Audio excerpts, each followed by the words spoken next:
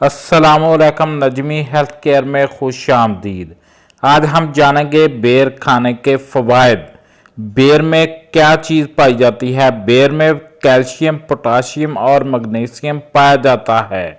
अच्छी नींद में मददगार। बेर को रवायती चीनी अद्वियात में नींद के मसाइल जैसे बेख्वाबी के इलाज के लिए इस्तेमाल किया जाता है।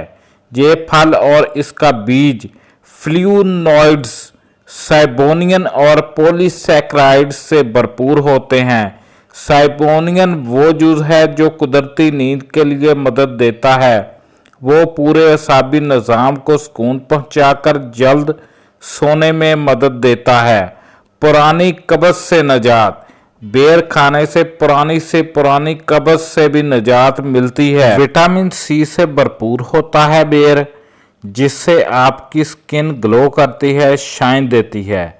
आपके चेहरे के लिए बहुत ही अच्छा होता है और ब्लड प्रेशर के खिलाफ भी बहुत मुफीद है।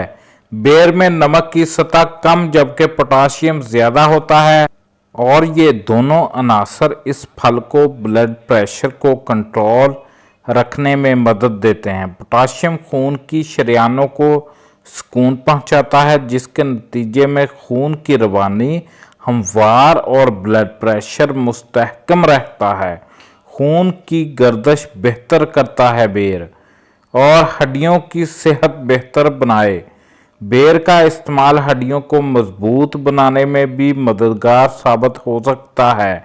हमारे चैनल को सब्सक्राइब करें, वीडियो को शेयर करें, बेर लाजमी खाया करें।